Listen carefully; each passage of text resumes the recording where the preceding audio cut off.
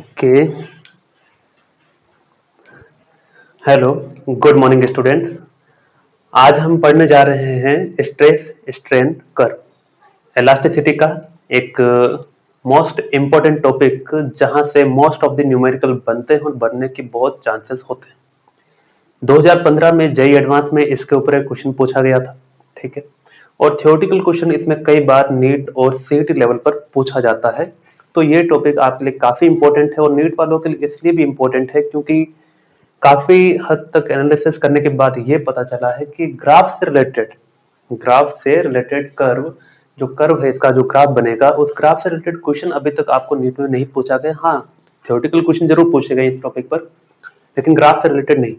तो इस बार पूरे चांसेस हैं इस साल या फिर नेक्स्ट ईयर इस पर पूछा जाए, ठीक है ना। तो ये हर तरीके से ये काफी इंपॉर्टेंट होने वाला है और समझने के लिहाज से देखा जाए तो कुछ ज्यादा ही इंपॉर्टेंट है।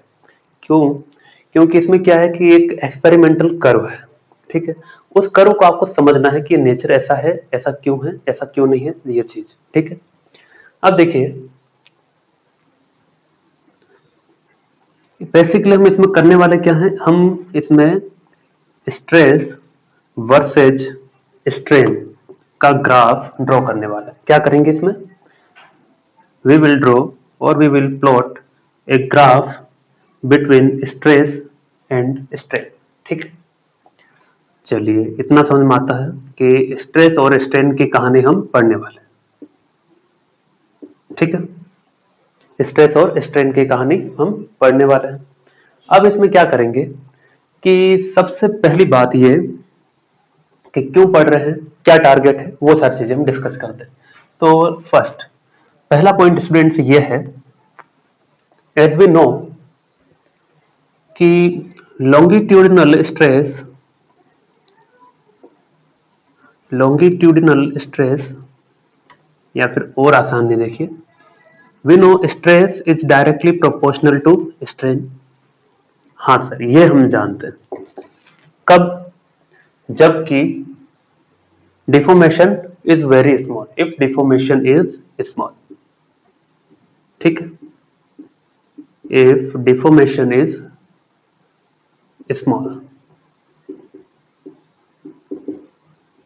कितना स्मॉल क्या होगा वो देखते हैं, है ना। हमें कल इतना पढ़ा कि stress is directly proportional to strain if deformation is small. Stress कोई सा भी, स्ट्रेन कोई सा भी।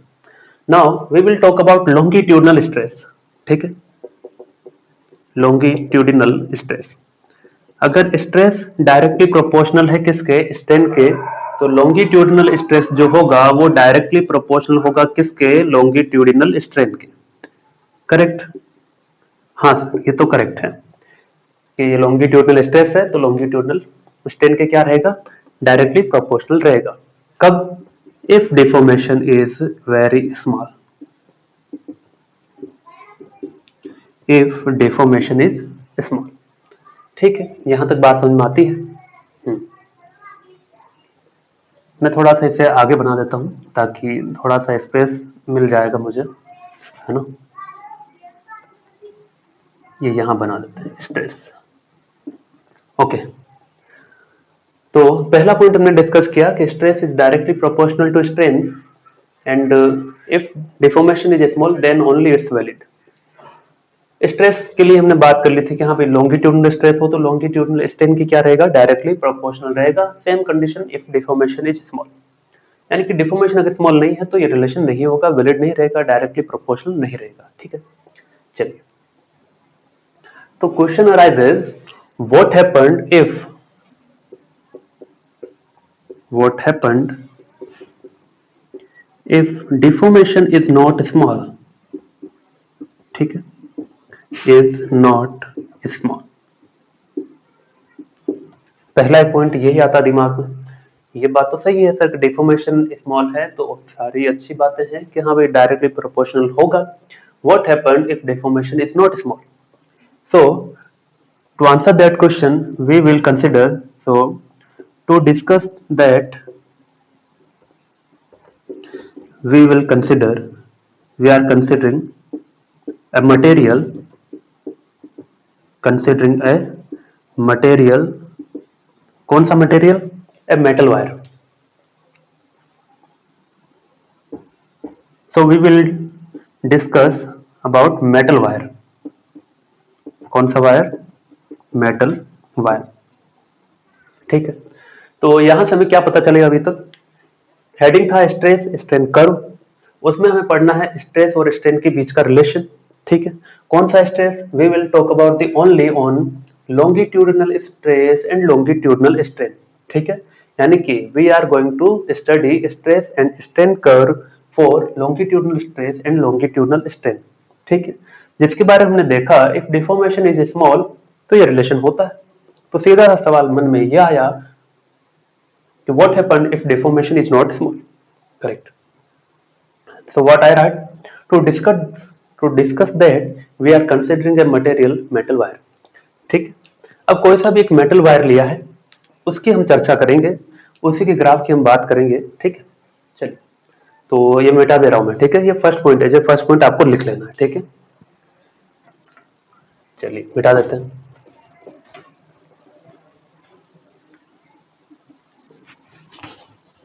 तो अब हम लिखेंगे कि हम बात करेंगे भाई मेटल वायर की. किसकी बात करने वाले हैं?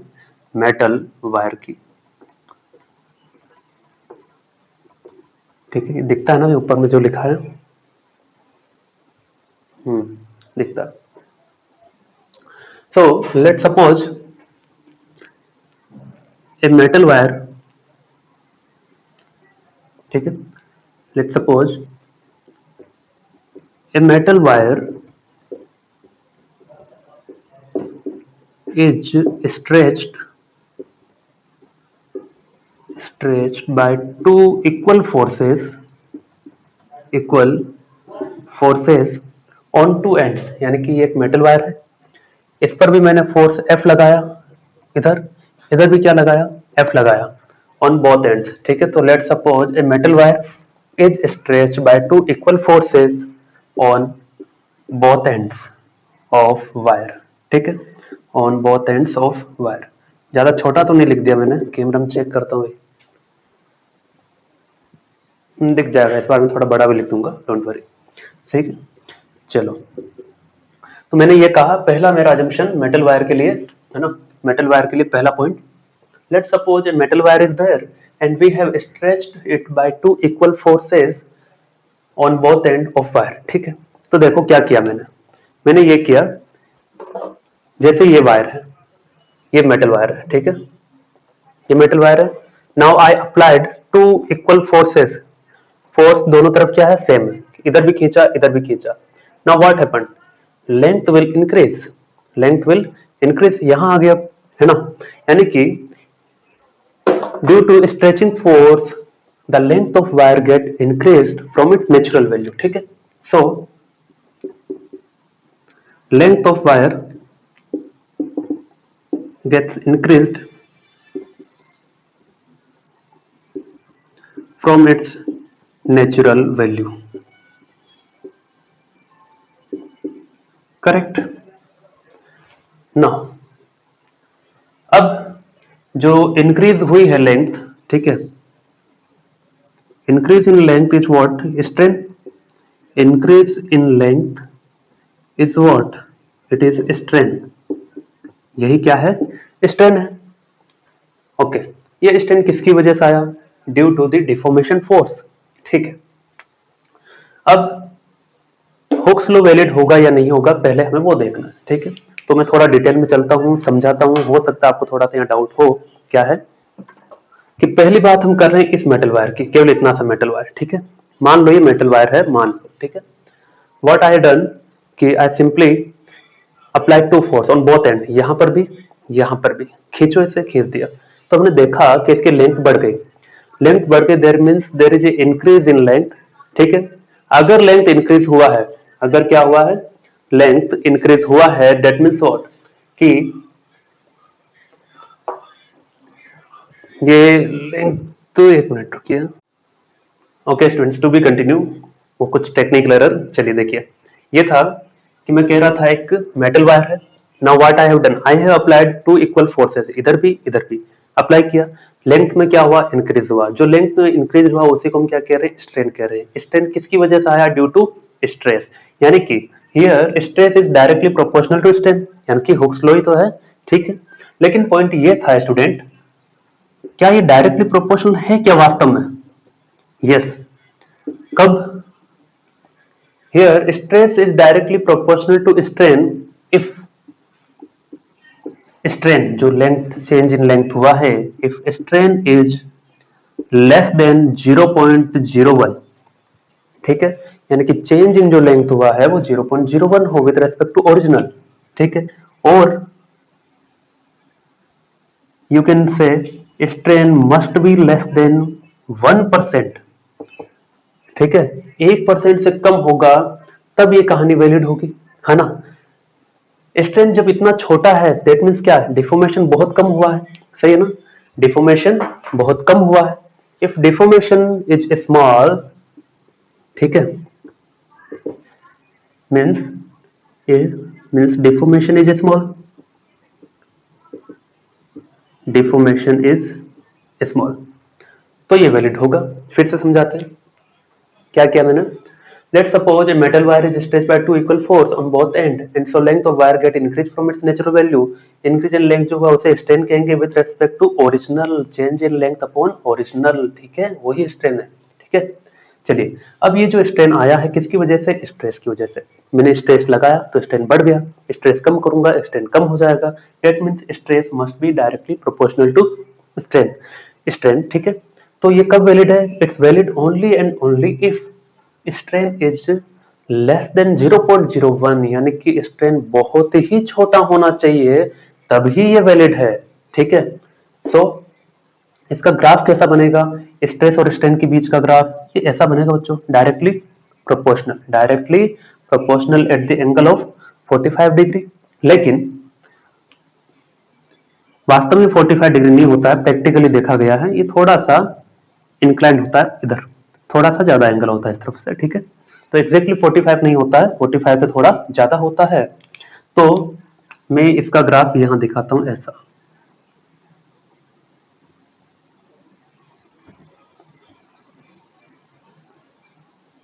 ठीक है, correct. So here it is point O and here it is point A, correct.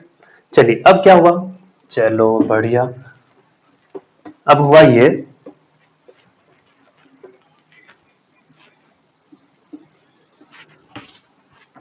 यहां स्ट्रेस था,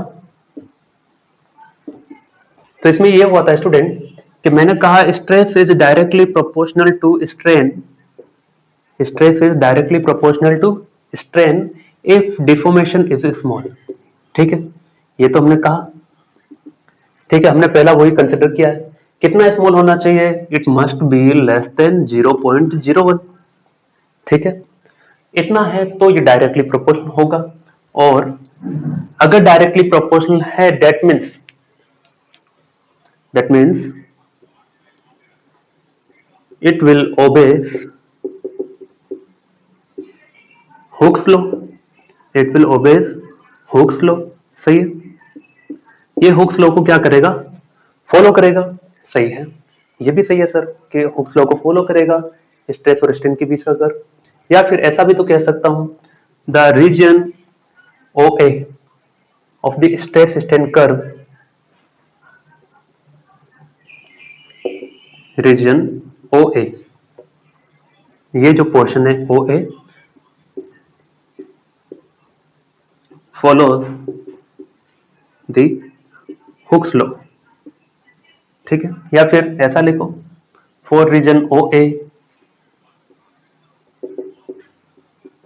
हुक्स लॉ इज वैलिड, ठीक है, उसके आगे नहीं होगा, ठीक है, Hooke's law is valid.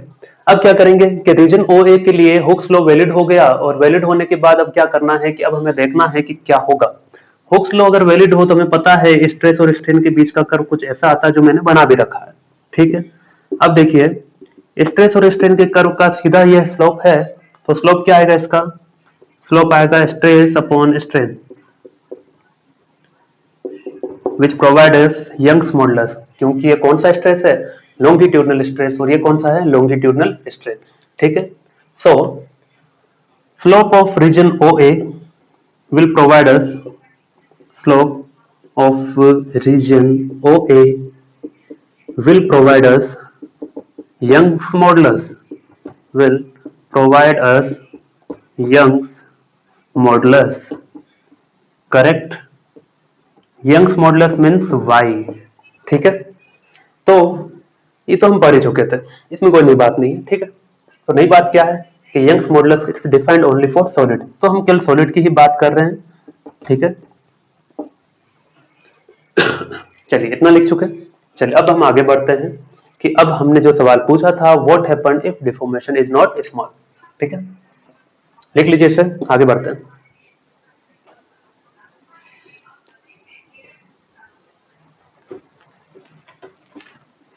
Okay, तो अभी तक मैंने कहानी क्या बताई है, कहानी ये बताई है, पहले मैंने एक मेटल वायर लिया, ठीक है। मेटल वायर लिया, मेटल वायर पर हमने फोर्स लगाया, फोर्स लगाया मतलब वो क्या हुआ, उसे खींचेगा, खींचेगा तो स्ट्रेस आया होगा, स्ट्रेस की वजह से स्ट्रेन आया होगा, ठीक है। कौन सा स्ट्रेस हो रहा है यहाँ पर, लॉन्गिट्यूडनल स्ट्रेस हो रहा है, क्योंकि लेंथ के अलोंग लग रहा था। सो लॉन्गिट्यूडनल स्ट्रेस क्या जनरेट करेगा, लॉन्गिट्यूडनल स्ट्रेन जनरेट करेगा, जो कि आपस में डायरेक्टली प्रोपोर्शनल होंगे if deformation is very small, ठीक है। अगर डिफॉर्मेशन स्मॉल है कि तो कितना स्मॉल होना चाहिए, तो मैंने लिखा था कि strain must be less than 0.01 और it must be less than 1%, ठीक है। इससे कम होगा तो हम कहेंगे हाँ डिफॉर्मेशन इज स्मॉल, अगर स्मॉल है तो हम कहेंगे हाँ ये हुक्स लॉ को वैलिडेट करेगा, ठीक है। हुक्स लॉ को वैलिडेट करेगा, और वो वैलिडेट करेगा तो कौन से रीजन में मैंने दिखाया ऐसा, that is the region of OA, ठीक है। और हुक्स लॉ है मतलब हम किसकी बात कर सकते हैं, मतलब हम यंग्स मॉडुलस की बात कर सकते हैं, यंग्स मॉडुलस जिसका सिंबल है Y, और Young's modulus is defined only for solid not for liquid and gases, ठीक है, ठीक है ना। इतनी बात हुई, तो ये क्या देगा हमें, ये हमें स्लोप देगा यंग्स मॉडुलस। तो ये हो गया भैया क्या, slope will provide Young's modulus, ठीक है ना। चलो यहां तक ठीक। अब the point A on the curve, the point A, ये पूरा क्या कर्व है ना, ठीक है। ये तो मैंने दिखाया भाई, ये ऐसा दिखाया, सिंबॉलिकली दिखाया कि इसका जो स्लोप होगा वो y होगा, ठीक है। सो डेट डजंट मैटर। चलिए ग्राफ यही है ना, चलिए इसी को मैं कर्व कह रहा हूं, ठीक है। ओके, अब पॉइंट ये आता है स्टूडेंट कि ये जो ए है, इस ए का रोल क्या है, इस ए का रोल बहुत ही बढ़िया है, क्या कि पॉइंट नंबर 2 या 3 जो भी हो लिख लेना, है ना, पॉइंट नंबर 2 ही होगा या 3 होगा, that the point A on the curve, point A on the curve, on the curve represents up to which, the point A on the curve represents up to which stress is directly proportional to strain, ठीक है ना, stress is directly proportional to strain, directly proportional to strain, ठीक है। चलिए बढ़िया, यानी कि the point A on the curve represents up to which, represents up to which the stress is directly proportional to strain, यानी कि ये इस कर्व पर एक ऐसे पॉइंट को रिप्रेजेंट कर रहा है जहां तक स्ट्रेस डायरेक्टली प्रोपोर्शनल है किसके, स्ट्रेन के, उसके बाद नहीं है। यहीं तक हुक्स लॉ वैलिड है, यहीं तक यंग्स मॉडुलस डिफाइन है, ठीक है ना, और यहीं तक प्रोपोर्शनलिटी लिमिट भी है, ठीक है। तो यहां तक क्या है, ये प्रोपोर्शनल है, इसीलिए point A, that's why and the point A is known as, point A is known as proportional limit, proportional limit, कि जहां तक ये प्रोपोर्शनल है, पॉइंट ए को क्या कहते हैं, प्रोपोर्शनल लिमिट कहते हैं। Let's say here I have written proportional limit, और स्ट्रेस और स्ट्रेन का मतलब क्या है यहाँ पर, longitudinal stress and longitudinal strain. ठीक है, यहां तक लिखिए, फिर आगे बढ़ते हैं। अभी शुरू हुआ है ग्राफ, अभी खत्म नहीं हुआ है ना। अब बात आती है कि अब आगे बढ़ेंगे तो क्या होगा। अब मुझे इतना तो पता ही है क्या, कि इसके बाद डायरेक्टली प्रोपोर्शनल नहीं रहता ग्राफ, इसके बाद डायरेक्टली प्रोपोर्शनल नहीं रहता है, तो क्या रहेगा, तो क्या रहता है देखते हैं। उसके बाद ये होता है स्टूडेंट कि इफ, पॉइंट नंबर 4, चलिए, इफ वी फर्दर स्ट्रेच्ड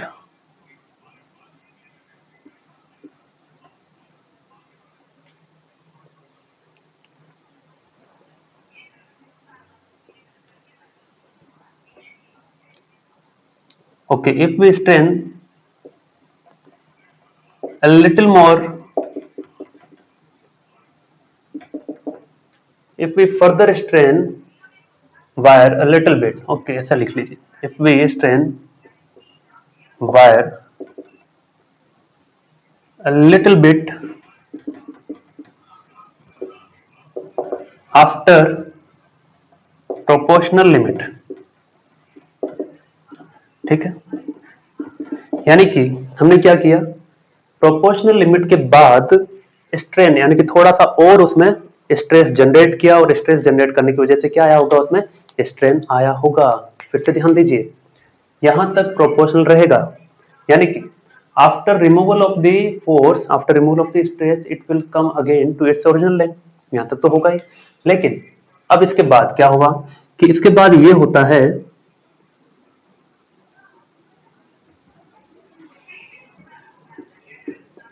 ये कोई पॉइंट बी आया, ठीक है। इफ स्ट्रेन, अच्छा इसका ठीक से स्टेटमेंट लिखाते हैं, देखिए क्या है।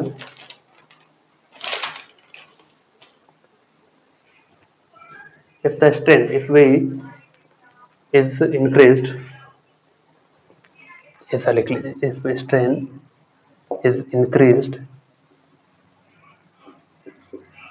a little bit after proportional limit, ठीक है। अब ठीक है, अब हमने क्या किया, स्ट्रेन इंक्रीज किया है आफ्टर ए प्रोपोर्शनल लिमिट, तो ये क्या है बच्चों, ये है प्रोपोर्शनल लिमिट, ठीक।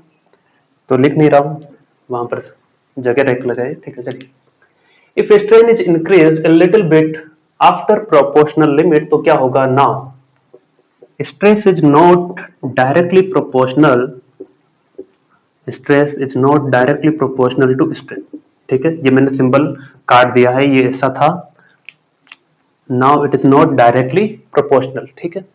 तो क्या होगा कि पहले तो ये था, जब तक डायरेक्टली प्रोपोर्शनल था तो ये ऐसा हो रहा था कि जब तक डायरेक्टली प्रोपोर्शनल था तो जैसे ही मैं स्ट्रेस हटाऊंगा तो again it will regain its natural length, नहीं है कि नहीं, सही है ना।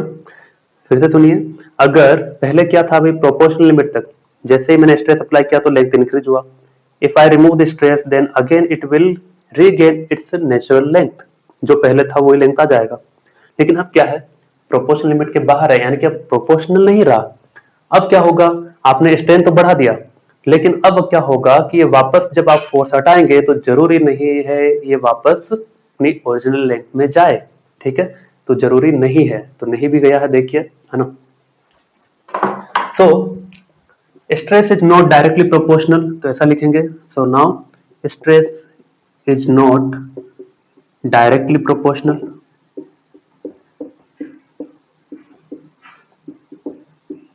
so after removal of the stretching force, after removal of the stretching force,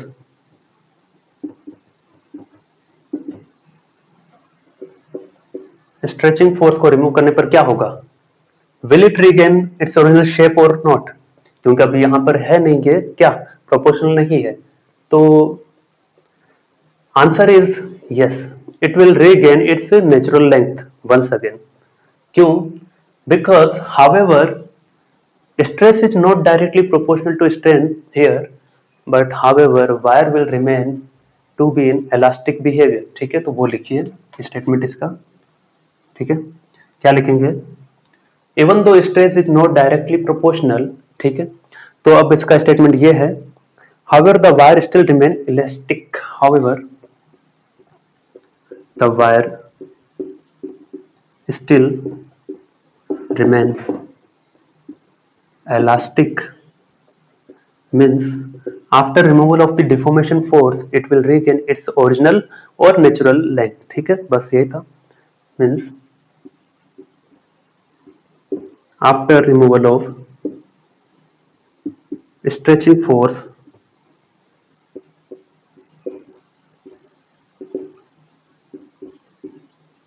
it will regain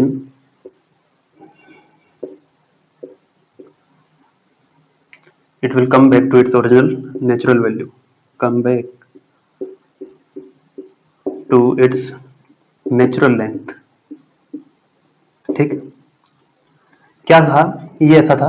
पहले और दूसरे स्टेटमेंट को एक साथ समझते हैं स्टार्टिंग से, ठीक है। स्टार्टिंग से ये है कि इनिशियली अपने पास एक मेटल वायर था, उसको मैंने स्ट्रेच किया। स्ट्रेच करने पर आपने देखा कि लेंथ इंक्रीज हुआ है, लेकिन वो जो लेंथ इंक्रीज हुआ है with respect to natural length, that is the strain. अगर वो स्ट्रेन बहुत ही कम है, that means less than 1%, that means less than 0.01, then only stress is directly proportional to strain. यानी कि वहां पर हुक्स लॉ वैलिड था, मतलब वहां पर स्ट्रेन और स्ट्रेन के बीच का जो लाइन होगा वो स्ट्रेट लाइन होगा, यहां तक, ठीक है। तो मैंने कहा कि O से लेकर A तक वो क्या रहेगा, स्ट्रेट लाइन को रिप्रेजेंट करेगा। साथ ही साथ इस रीजन में हुक्स लॉ वैलिड है, इसी रीजन के लिए यंग्स मॉडुलस डिफाइन होगा। इसी रीजन में हम सॉलिड की बात कर रहे थे केवल क्योंकि यंग्स मॉडुलस डिफाइन है। यंग्स मॉडुलस क्यों डिफाइन है, because we are talking about longitudinal stress and longitudinal strain. अब इसके बाद पॉइंट ए जो है कर्व पर, वो पॉइंट है जहां तक ये प्रोपोर्शनल है उसके बाद नहीं होगा। तो जहां तक है उसी पॉइंट को हमने कहा प्रोपोर्शनल लिमिट। इसके बाद ये प्रोपोर्शनल नहीं था, मतलब ये था कि जब तक हम यहां पर है तो स्ट्रेस अप्लाई करो, फिर से हटाओ, वापस ये नेचुरल लेंथ में आ जाएगा। लेकिन इसके बाद ये कहना चाहता था कि यहां पर इस रीजन में stress is not directly proportional to strain, ठीक। यानी कि स्ट्रेस लगाओ तो स्ट्रेन तो बढ़ा होगा, लेकिन वापस स्ट्रेस हटाए तो जरूरी नहीं है कि ये वापस अपनी नेचुरल लेंथ पर जाए, क्योंकि प्रोपोर्शनल नहीं है, ठीक ना। यानी कि हुक्स लॉ वैलिड नहीं है यहाँ पर, ऐसा उसका नेचुरल बिहेवियर या प्रैक्टिकल बिहेवियर है, ठीक है। ये प्रैक्टिकल बिहेवियर हमने जाना।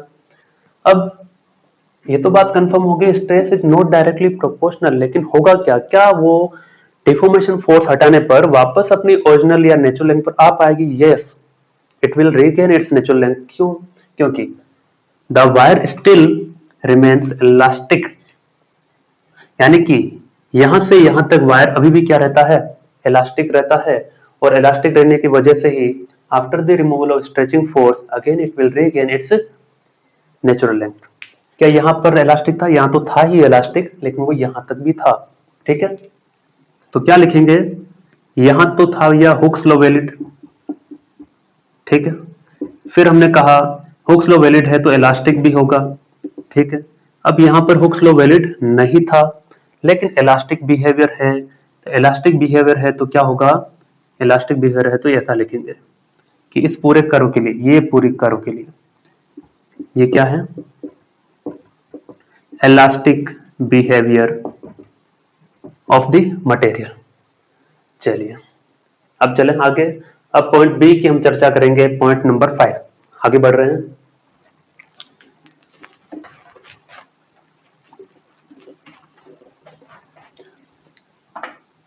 ऐसा नहीं है कि ग्राफ हम पहले से बना रखें, क्या इसका क्या है, हम क्या क्या रहे हैं, देखो ये कर रहे हैं एक्चुअली कि ग्राफ पहले से बना हुआ है, हम केवल उसको एक्सप्लेन कर रहे हैं, ठीक है ना, कि ऐसा ऐसा हुआ था, जनरल कर्व एक, ठीक है ना। तो ऐसा उसे उस तरह से मत समझे कि हम पहले थ्योरी बता रहे उसके बाद ग्राफ, नहीं, ग्राफ पहले है, थ्योरी बाद में बता रहे हैं, ठीक है ना। ये एक्सपेरिमेंटल ग्राफ है जिसका एक जनरल कर्व बनाया गया और उसको हम समझ रहे हैं केवल कि हाँ ऐसा ऐसा होता है।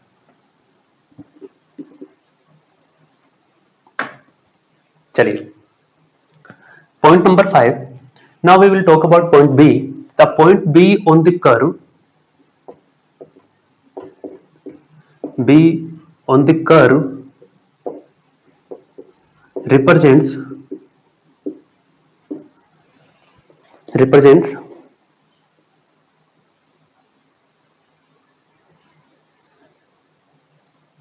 up to which material holds elastic behavior. कैसा बिहेवियर? elastic behavior. तो ऐसे पॉइंट को हम क्या कहते हैं? elastic point, yield point, है ना? elastic point या फिर yield point. So that one is known as elastic limit or yield point. So the point B on the curve represents up to which the material holds the elastic behavior and is known as elastic limit or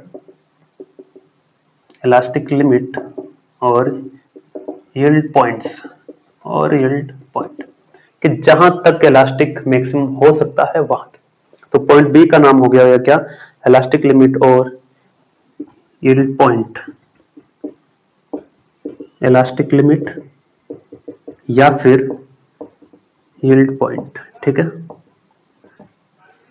चलिए इतना हो गया. अब हम आगे बढ़ेंगे और आगे बढ़ते ही जाएंगे. ठीक है. Now what happened if we further deform, इसके बाद भी अगर डिफॉर्म करते हैं तो क्या होगा? यहां तक तो इलास्टिक लिमिट है, मतलब इसके बाद इलास्टिक नेचर भी खत्म हो जाएगा. इसके बाद क्या खत्म हो जाएगा? इलास्टिक नेचर भी खत्म हो जाएगा. पहले खत्म हुआ पॉइंट ए पर हुक्स लॉ. हुक्स लॉ मतलब पॉइंट ए के बाद हुक्स लॉ वैलिड नहीं था. ठीक है, लेकिन इलास्टिक नेचर था. फिर पॉइंट बी के बाद इलास्टिक नेचर ही खत्म हो गया. अब वापस कभी नहीं आ सकती अपनी ओरिजिनल लेंथ पर, वो हम देखेंगे. सो पॉइंट नंबर 6 क्या है? So if the wire is stretched beyond the elastic limit, तो क्या होगा? इलास्टिक लिमिट वाला पॉइंट कौन सा है? बी. ठीक है, बियॉन्ड द इलास्टिक लिमिट तो क्या होगा? हम इलास्टिक लिमिट के ऊपर चले गए हैं. ठीक है, तो ऐसा कुछ ग्राफ बनता है. इसका ब्लू से बनाते हैं.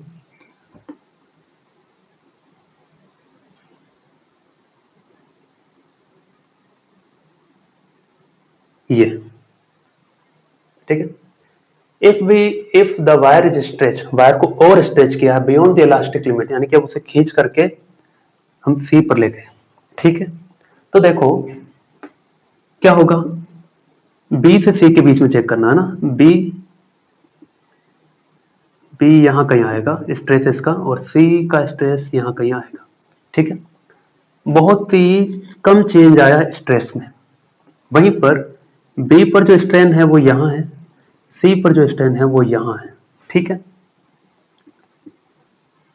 स्ट्रेस में चेंज हमने किया थोड़ा सा और स्ट्रेन में चेंज आया उसे डबल ट्रिपल.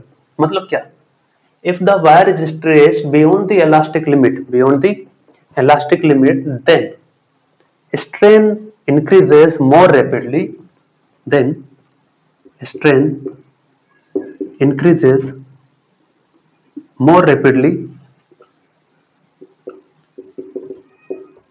ठीक है, strain increases more rapidly. Okay, अब क्या होगा कि इतना फोर्स तो मैंने लगाया था, इतना स्ट्रेस मैंने लगाया, तो अगर मैं वापस यही स्ट्रेस हटा दूं तो क्या मैं यहां पर पहुंच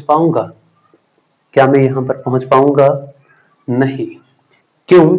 क्योंकि अब इलास्टिक बिहेवियर तो खत्म हो गया, क्योंकि इलास्टिक नेचर कहां तक था? बी तक ही था. अब इलास्टिक नेचर नहीं, मतलब वापस अपनी नेचुरल लेंथ पर नहीं आने की टेंडेंसी अब है नहीं, उसमें अपनी नेचुरल लेंथ पर आने की टेंडेंसी नहीं रही. तो क्या होगा? तो सिंपली क्योंकि छोटे से स्ट्रेस के लिए स्ट्रेन बहुत ज्यादा आ गया है. That's why if we remove the stretching force, then wire is not able to regain its natural length because it will go in permanent deformation. ठीक है, so if we remove, after removal, यहां ही लिख दो यार, है ना. after removal of deforming force,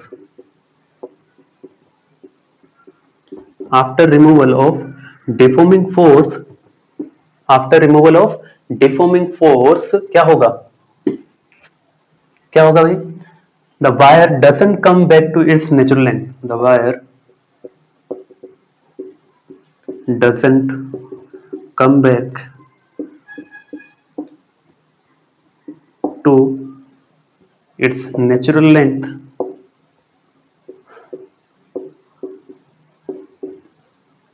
okay ये अपनी नेचुरल लेंथ पर वापस कभी नहीं आएगा, क्यों नहीं आएगा, क्योंकि because some permanent deformation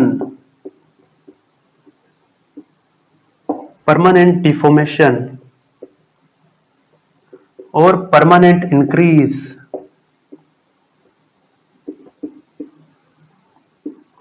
in length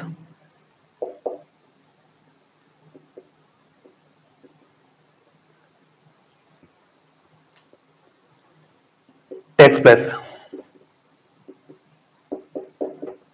ठीक है, तो क्या होता है स्टूडेंट कि if the wire is stretched beyond the elastic limit, इसी के ऊपर चले जाएं, इसी के आगे चले जाएं, तो थोड़े से स्ट्रेस के लिए स्ट्रेन बहुत ज्यादा आता है। That means it is not possible to regain its natural length after the removal of the stretching force because now it has gone in permanent deformation and permanent increase in length which takes place। okay, so सही तो लिखा है because some permanent deformation और permanent increase in length takes place। ठीक है, अब देखिए कितना permanent deformation कहाँ है ना, ये मिटा दे रहा हूं। चलिए पहले इसका स्लोप ऐसा था, मतलब ये नेचुरल लेंथ पर वापस आ जाएगा, इसका भी कुछ हद तक ऐसा ही था, मतलब वापस आ जाएगा। लेकिन अब देखो ये था इसका स्लोप, इसका अब ये ऐसा बन जाएगा, ठीक है ना। So here is the permanent deformation,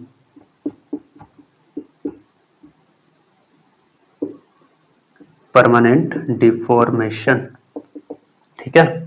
तो क्या लिखेंगे, permanent deformation in graph has been shown by a dashed line from C. ठीक है,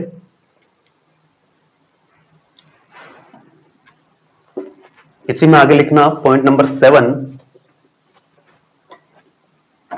हाँ थोड़ा सा हो सकता है डिफिकल्टी आ रही होगी समझने में क्योंकि काफी लेंथी हो गया है, लेकिन मजेदार है ना। चलिए तो क्या था, behaviour of the plastic deformation, sorry permanent deformation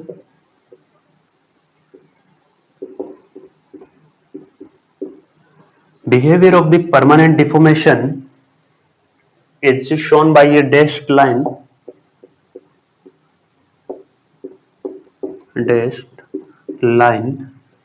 from point C। वैसे मैं चाह रहा था पहले कि ये सारे पॉइंट एक साथ लिख दिए जाएं, लेकिन उससे कम समझ में आता, उतना ग्रिप नहीं बन पाता, इसलिए एक साथ ले रहे, ठीक है ना। चलिए तो बिहेवियर ऑफ परमानेंट डिफॉर्मेशन हमने पॉइंट सी से दिखाया, ये डैश डैश लाइन है, ठीक है, जो हमने लिख दिया।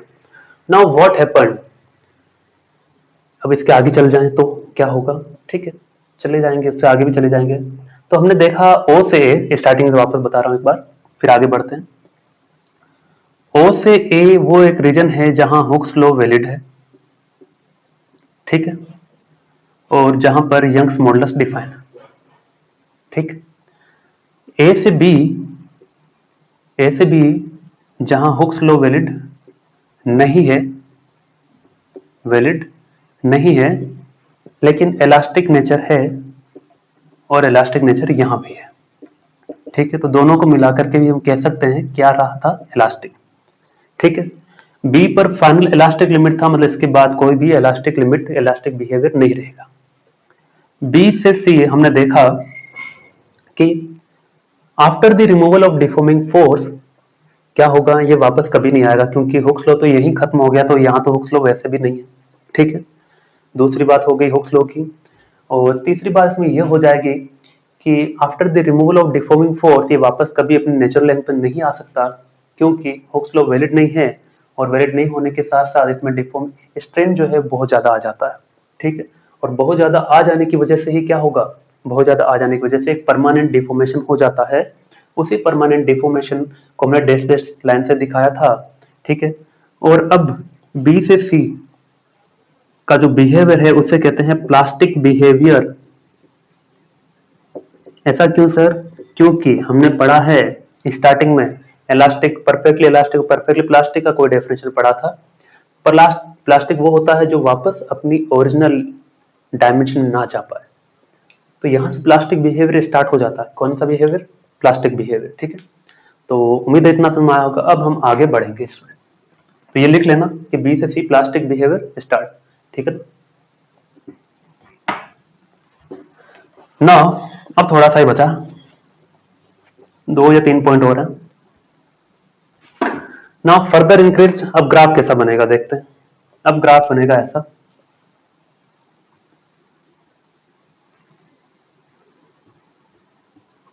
थोड़ा सा इसे झुकाना है इस ग्राफ को। चलिए, ये हो गया आगे का ग्राफ। अब इसके आगे का ग्राफ हमें पढ़ना है। चलिए, point number 8, if the deformation is further increased, is further increased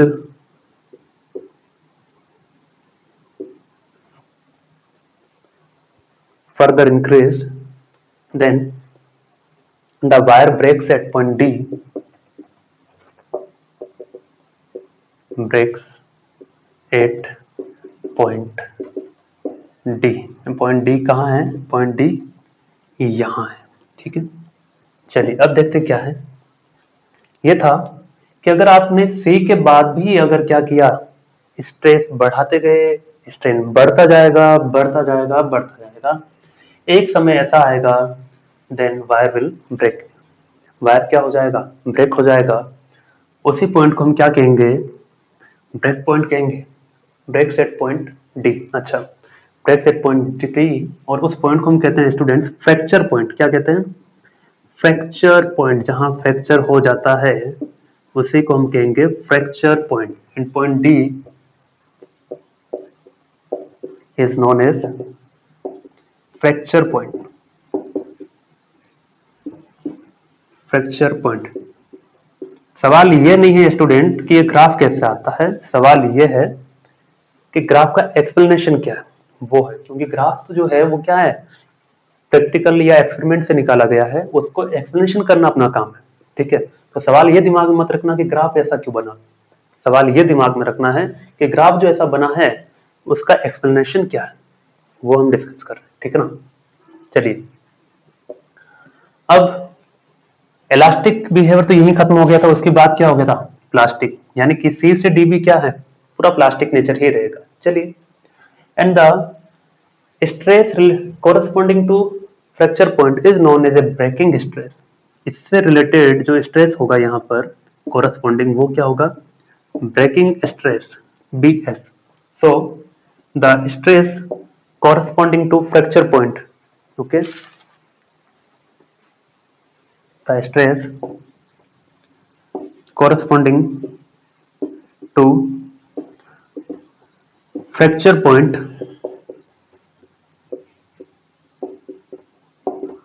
is known as breaking stress।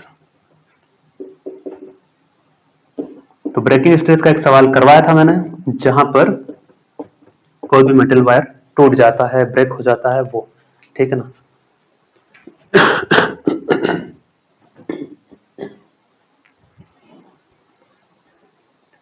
तो इतना हुआ। तो इसके साथ हमने ग्राफ को डिफाइन कर दिया है। अब एक बार मैं कंक्लूजन पूरा एक साथ फिर से बता देता हूं, एक बार लिख लीजिए। आपको 30 सेकंड का समय दिया, फिर से मैं डेराइव करूंगा सारी चीजें। डेराइव क्या मतलब एक्सप्लेन करूंगा एक बार, ताकि दिमाग में सेट हो जाए ठीक से। पॉइंट डी को क्या कहते हैं? फ्रैक्चर पॉइंट कहते हैं, ठीक है। और स्टूडेंट एक और चीज, पॉइंट नंबर 9 बना के लिखो। लिखना पड़ेगा भाई, कोई उपाय नहीं है ना।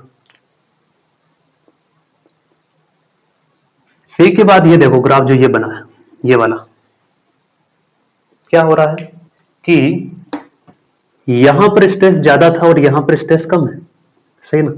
यहां स्ट्रेस ज्यादा था, यहां स्ट्रेस कम है, फिर भी स्ट्रेन बढ़ गया, फिर भी स्ट्रेन बढ़ गया। और इस पॉइंट को हम कहते हैं, या इस रीजन को हम कहते हैं प्लास्टिक फ्लो। क्या कहते हैं? Plastic flow. मतलब क्या है? मतलब ये है, जैसे मैं किसी वायर को खींचता जाऊं, ठीक है, थोड़ा सा खींचा तब तो डिफॉर्म होके वापस नेचुरल लेंथ पर आ गया, थोड़ा सा और खींचा तो इलास्टिक नेचर में आ गया, ठीक है। अब इलास्टिक नेचर से बहुत ज्यादा खींचा तो क्या होगा? तो ये होगा कि उसमें एक परमानेंट डिफॉर्मेशन आ जाएगा, जिसके बाद वो कभी भी नेचुरल लेंथ पर नहीं जा पाता, ठीक है। अब उसके बाद क्या होगा? थोड़ा सा भी स्ट्रेस लगा, उसके बाद ये क्या हो जाता है? बिल्कुल लिक्विड जैसा पतला सा वायर ऐसे बनने लग जाता है, ठीक है ना। बहुत ज्यादा खींच दे तो क्या हो जाता है? पतला सा बन जाता है कि नहीं? मतलब बड़ा सा एक मोटा सा वायर है, उसको बहुत ज्यादा खींच दिए तो क्या बन जाता है? बहुत लिक्विड जैसा दिखने लग जाता है, कि खुद ही एक्सटेंड होने लग जाता है। तो वही क्या है? Plastic flow. वो क्या है? प्लास्टिक फ्लो है, ठीक है। चलिए, तो एक बार मैं फिर से बताता हूँ सारी चीजें, ठीक है। इधर बताते हैं, ये नहीं मिटा रहे हैं ताकि आपके दिमाग में बना रहे।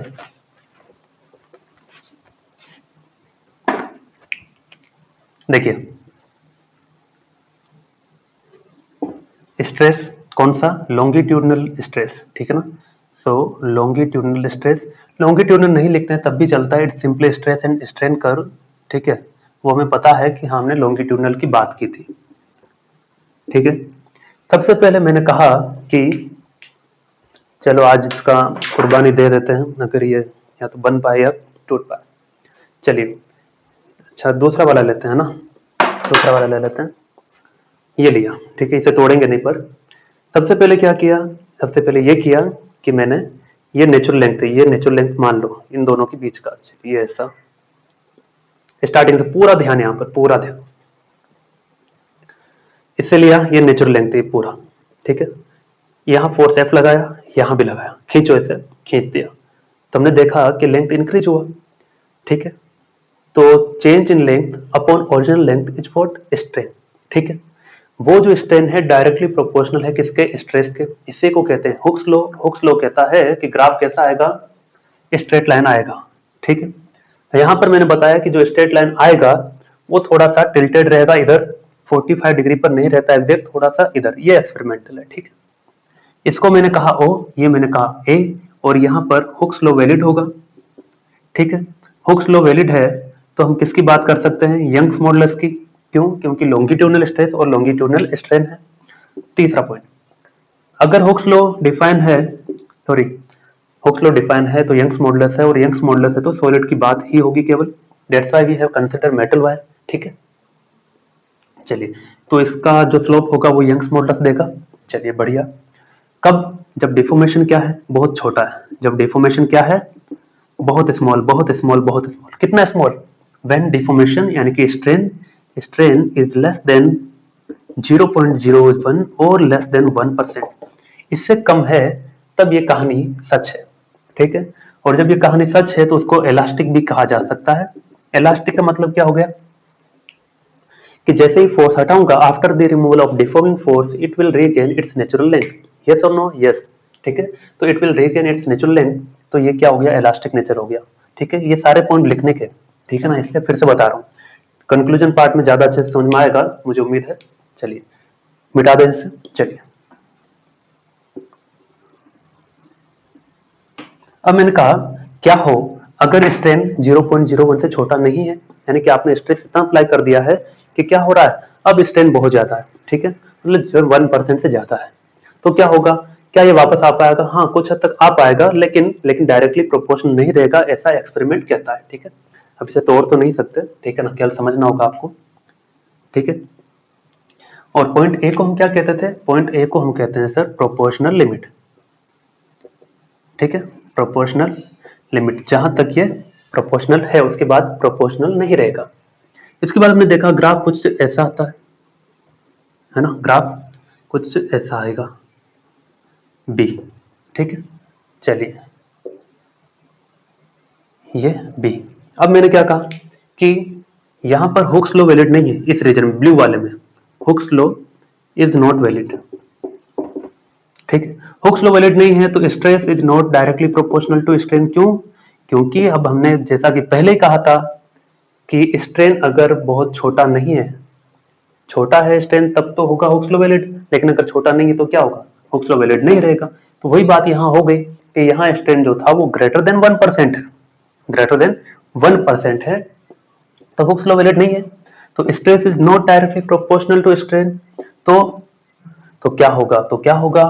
तो ये होना चाहिए कि after the removal of stretching force it will not regain और it doesn't regain its natural. लेकिन ये रिगेन करता है। क्यों? Because of its elastic nature, यानी कि यहां तक ये एलास्टिक नेचर को होल्ड करता है। क्या करता है? एलास्टिक नेचर को होल्ड करता है, even though it doesn't follow the Hooke's law. उसके बावजूद भी ये क्या करेगा? इलास्टिक नेचर को फॉलो करेगा। ठीक है, चलिए,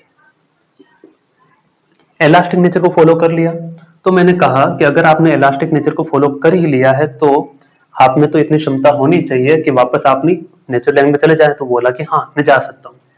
तो जा सकते हो तो इसका नाम दिया इलास्टिक लिमिट, कि हाँ भाई इसकी क्षमता है, ये वापस जा सकता है।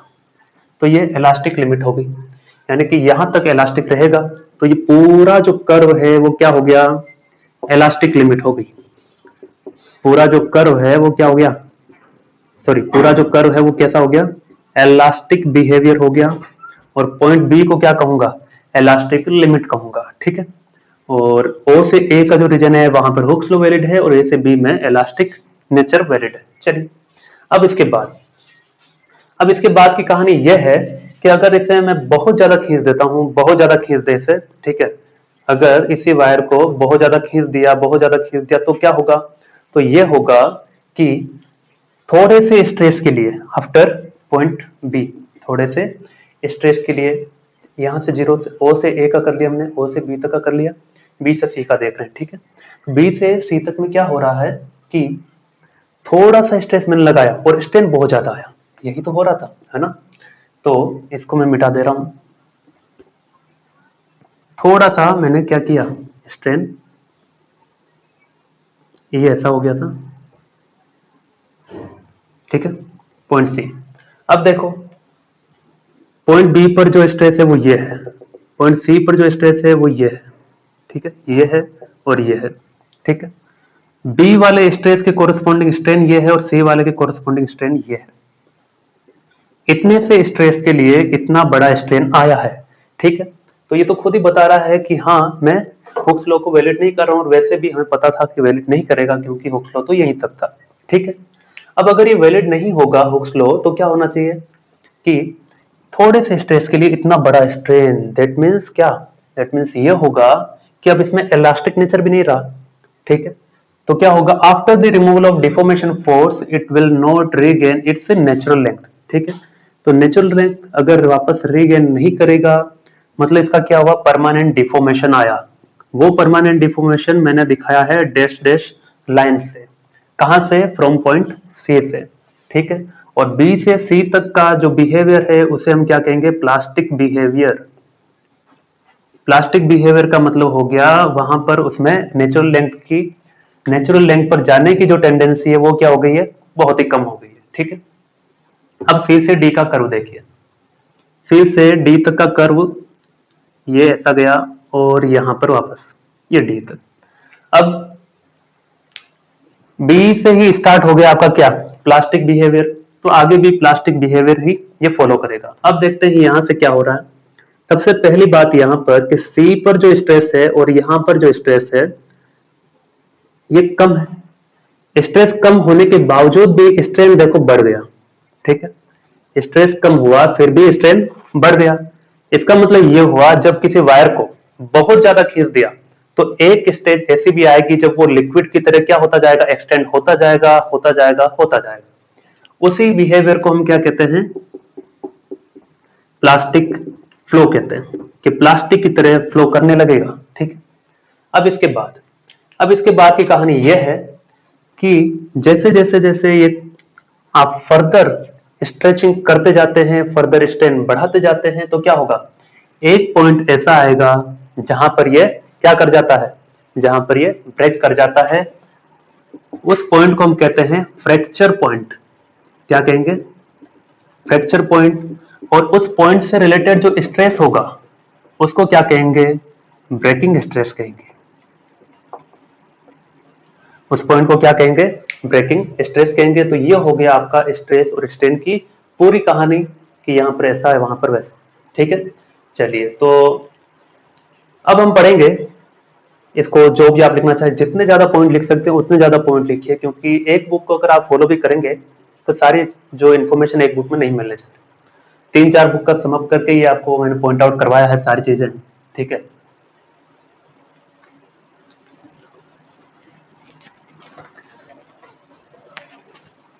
अब स्टूडेंट हमें पढ़ना है इसी के 3 छोटे छोटे पॉइंट और।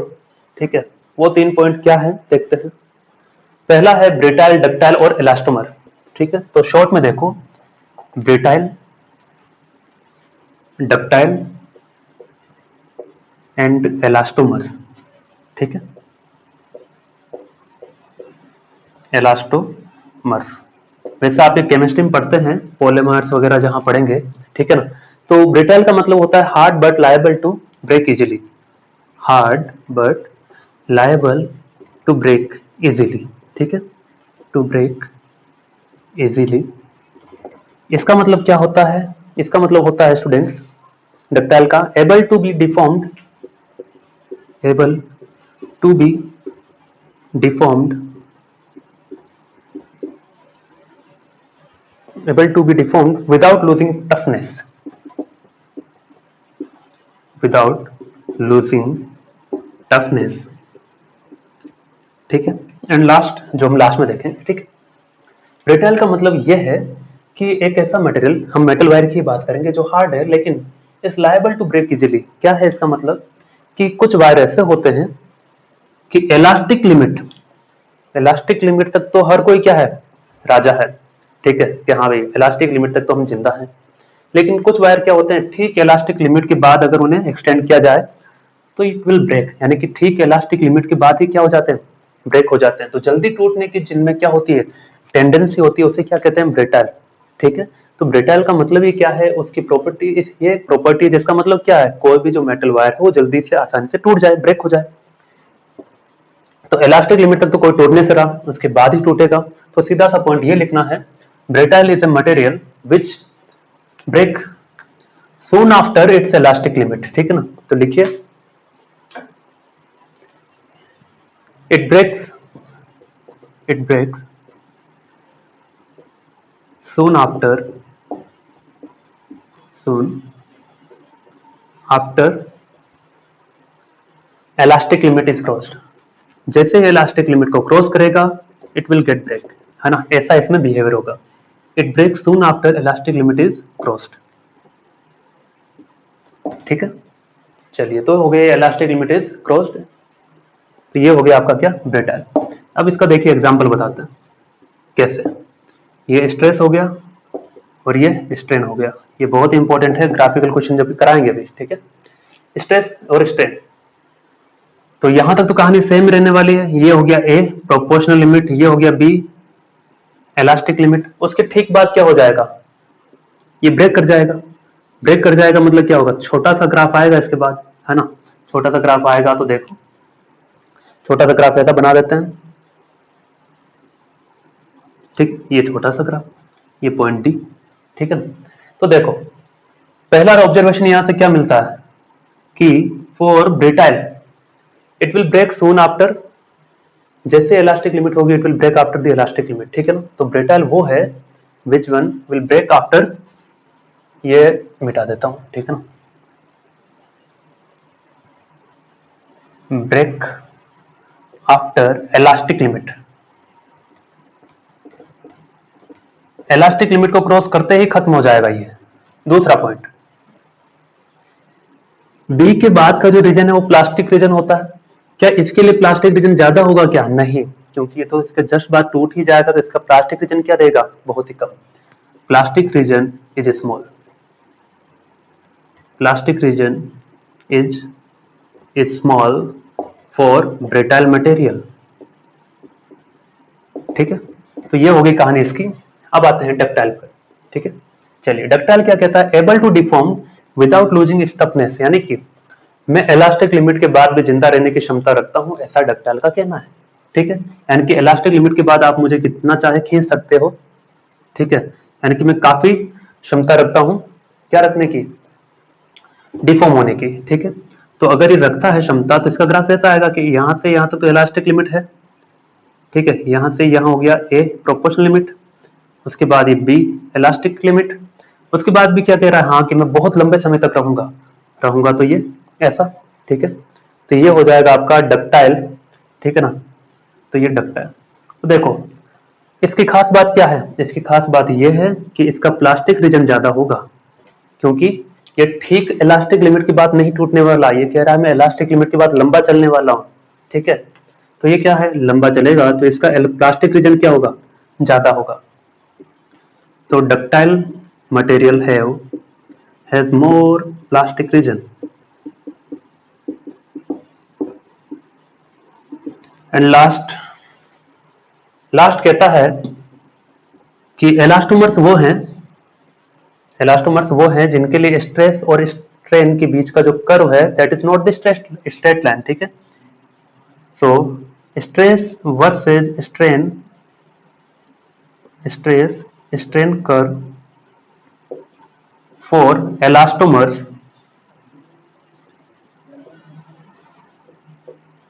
is not a straight line, ये स्ट्रेट लाइन नहीं होने वाला है, तो क्या होने वाला है, ये ऐसा होता है। ठीक है, यहां पर स्ट्रेस होगा, यहां पर स्ट्रेन होगा। ठीक है, चलिए तो स्ट्रेस और स्ट्रेन हो गया, ये कहानी यहां पर हो गई। अब देखिए एग्जाम्पल की बात करते हैं, ब्रिटाइल। ब्रिटाइल की एग्जाम्पल है आपके लिए जिन्हें आप फील कर सकते हैं, ब्रिटाइल के लिए ग्लास एंड कास्ट आयरन।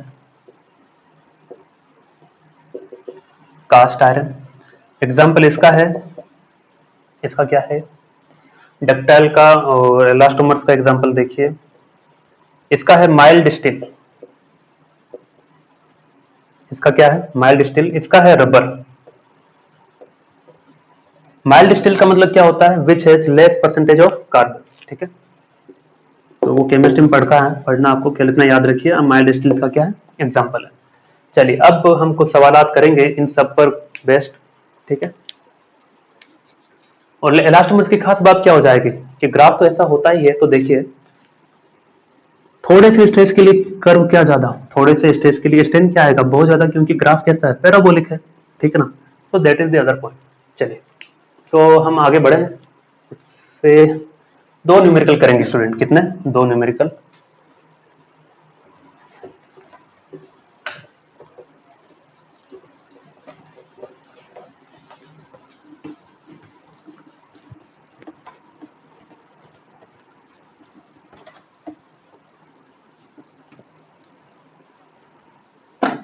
क्योंकि पूरा लेक्चर ही आज इसी पर था, तो इसके न्यूमेरिकल तो करवाना ही है ना। चलिए पहला सवाल आपके लिए आपकी स्क्रीन पर, ये रहा, the graph represents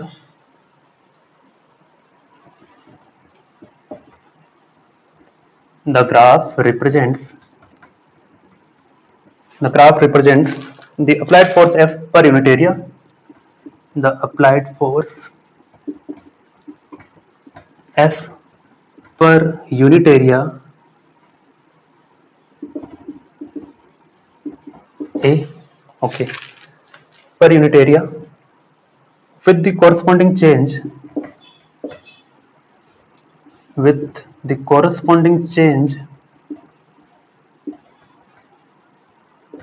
in length x per unit length, okay, per unit length, produced in cross section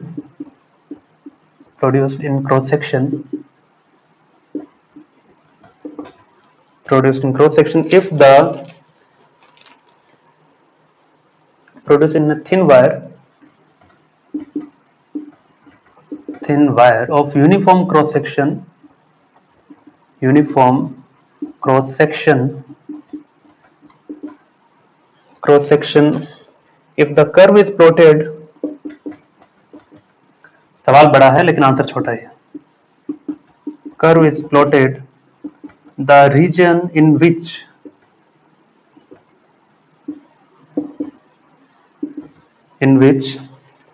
hooks law obeyed, ये ब्लैक से लिखता हूं, in which Hooke's law obeyed, the region in which material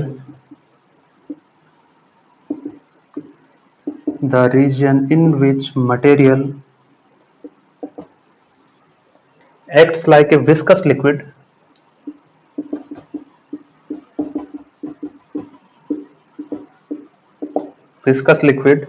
and the elastic limit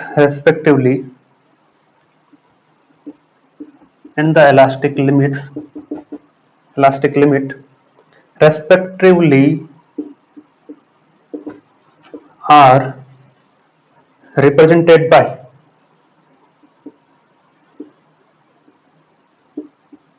ठीक है, option लिख दे रहा हूं, ए B C D, चलो ओ बी,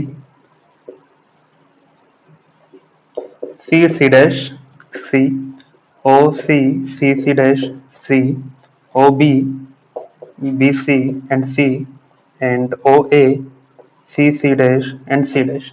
ग्राफ ये दिया है, ठीक है, एफ अपॉन एफ और एक्स, और ग्राफ ये है कुछ के, चलिए पॉइंट कौन कौन से हैं इसमें वो भी दिखा देते हैं। ये है ए फॉर एप्पल, ये है बी फॉर बॉल, यहाँ पर दिया है सी, और यहाँ दिया है बच्चों ने सी डैश एंड, ठीक है, इतना ही दिया है ना। चलिए पूछा है कौन क्या क्या है, सी सी डैश, हाँ चलिए इतना ही दिया है, और ये रहा ओ, ठीक है। समय दिया आपको 1 मिनट का सवाल है, इतना जो टाइम वेस्ट किया हमने पूरे लेक्चर में वो इसी सवाल के लिए किया था, ठीक है। आपको बताना है कौन सा आंसर आएगा, जस्ट गेस, ठीक है। चलिए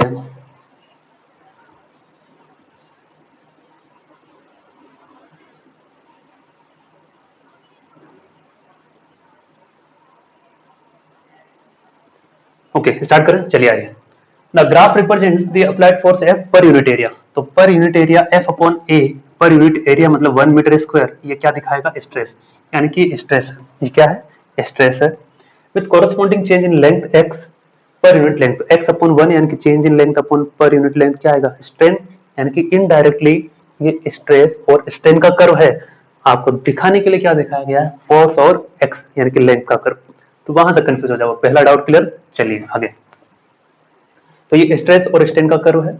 पूछा है कि जो ग्राफ हमने बनाया है उसके लिए बताओ हुक्स लॉ जो है वो कहां पर ओबे हो रहा है।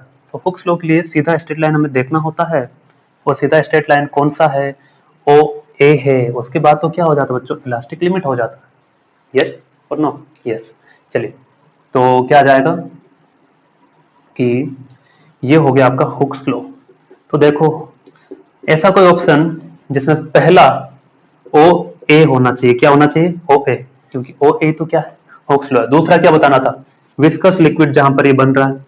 तीसरा क्या बताना था, इलास्टिक लिमिट, तीसरा क्या बताना है, इलास्टिक लिमिट, दूसरा बताना विस्कस लिक्विड, पहला बताना हुक्स लॉ।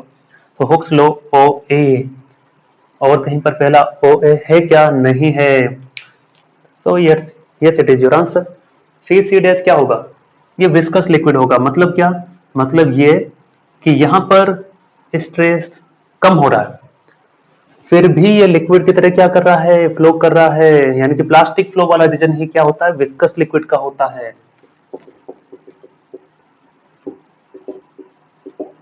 ठीक है। And lastly elastic limit and represented by C, यहां पर ये क्या आ जाना चाहिए, सी होना चाहिए, option I think it's a mistake, ये सी होना चाहिए, इलास्टिक लिमिट, ठीक है ना, ये सी होगा, ठीक है, ये सी है यहाँ पर, ओ ए सी सी डैश और ये सी, यहाँ पर सी होगा, तभी तो ये इलास्टिक लिमिट तक जाएगा, ठीक है। मतलब यहाँ तक रहेगा इलास्टिक लिमिट इसका, उसके बाद ही प्लास्टिक बिहेवियर, देन दिस। ठीक है, चलो। अच्छा, प्लास्टिक इलास्टिक लिमिट कहाँ तक जाना चाहिए? बी तक जाना चाहिए ना, यहाँ से यहाँ तक, तो इससे ऑप्शन बी आएगा। ठीक है, चलिए। सो ओ ए सी सी डैश और B, O A C C dash और बी। बी हो गया इलास्टिक लिमिट, ओ ए हो गया हुक्स लॉ, और सी सी डैश हो गया विस्कस लिक्विड। ठीक है, आगे बढ़ा जाए, अगला सवाल करते हैं।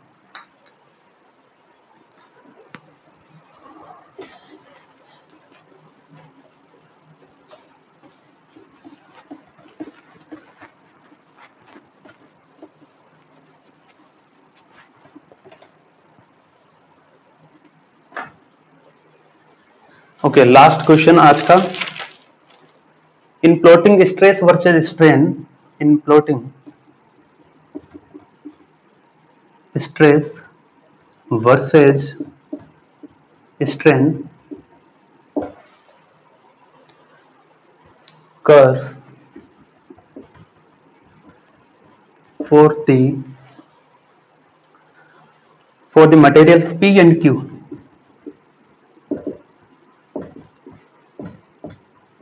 P and Q, a student by mistake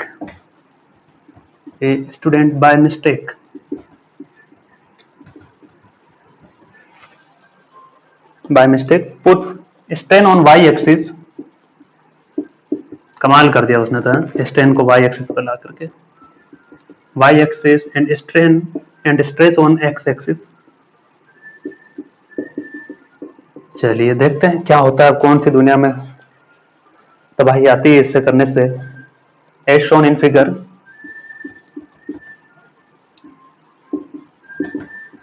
as shown in figure, then find correct, then correct statements are, एक से ज्यादा भी करेक्ट हो सकते हैं या एक भी हो सकता है। ठीक है, option A B C D, A B C D. Okay, P has more tensile strength, P has more tensile strength than Q, ऐसा दिया है। P is more ductile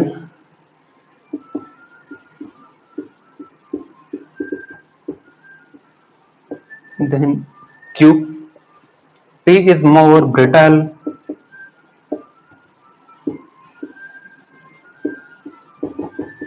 than Q.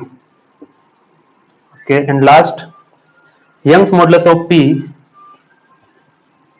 the Young's modulus of P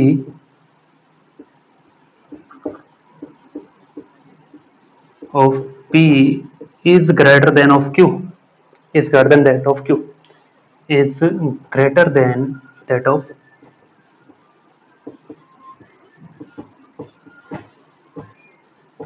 ठीक है। चलिए, तो graph कुछ ऐसा दिया है, स्ट्रेन वर्सेज स्ट्रेस। ग्राफ बना देते हैं। पहला ग्राफ कुछ ऐसा है, क्या है ये, पहला ये रहा,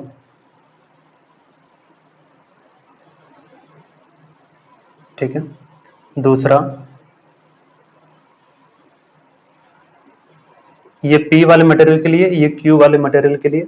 चलिए क्या करना है, चेक करना है कि कौन से ऑप्शन करेक्ट है। तो देखिए, यहां से यहां तक ये तो हो गया कौन सा, हुक्स लॉ वैलिडिटी। यहां से यहां तक ये भी क्या हो गया, हुक्स लॉ वैलिडिटी हो गया। ठीक है, अब इसके बाद इसका कहीं ना कहीं इलास्टिक लिमिट रहा होगा, मान लिया यहां तक, इसका मान लिया यहां तक इलास्टिक लिमिट। ठीक है, अब देखो इलास्टिक लिमिट के बाद ये रीजन बहुत ज्यादा है, जो कि कौन सा रीजन है, प्लास्टिक रीजन। और ये रीजन क्या है, बहुत छोटा है। सही, तो जिसका प्लास्टिक रीजन ज्यादा होता है वो डक्टाइल भी ज्यादा होता है। ठीक है, जिसका प्लास्टिक रीजन ज्यादा वो डक्टाइल भी ज्यादा होता है। ठीक है, डक्टाइल भी ज्यादा होता है। तो स्ट्रेन वर्सेस स्ट्रेस कर्व है, उसमें कोई दिक्कत नहीं, उसके क्या इफेक्ट पड़ेंगे वो भी देखेंगे अभी। तो इतना पता चल रहा है स्ट्रेन और स्ट्रेस के कर्व में कि प्लास्टिक रीजन जिसका ज्यादा वो डक्टाइल भी है। तो डक्टाइल कौन ज्यादा हुआ? P is more ductile than Q. P is more ductile than Q. तो P का प्लास्टिक रीजन ज्यादा है Q से। तो P is more ductile than Q. जब डक्टाइल है तो ब्रिटाइल तो हो ही नहीं सकता। और भाई जब डक्टाइल है, जब मतलब इसका प्लास्टिक रीजन ज्यादा है, मतलब वो ब्रिटाइल नहीं है ना। तो ये ऑप्शन अगर सही हो गया है तो ये तो सही हो ही नहीं सकता, क्योंकि जो डक्टाइल है वो ब्रिटाइल कैसे हो सकता है? दोनों में से एक ही हो सकता है ना। तो ये ऑप्शन वैसे गलत हो गया, है ना। अब बच गया कौन सा? ऑप्शन ए और डी। चलिए,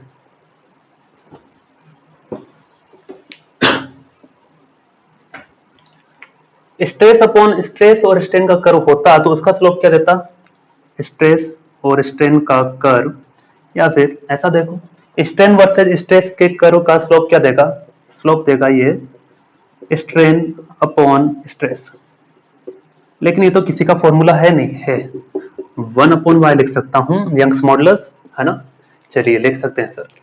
तो slope of Q, slope of Q is equal to what? 1/yq, and slope of P is what? 1/yp। तो बताओ, ये एंगल ज्यादा या फिर ये एंगल ज्यादा? ये एंगल ज्यादा है P का, तो स्लोप किसका ज्यादा होगा? P वाले मटेरियल का, यानी कि slope of P is greater then slope of Q। ठीक है, तो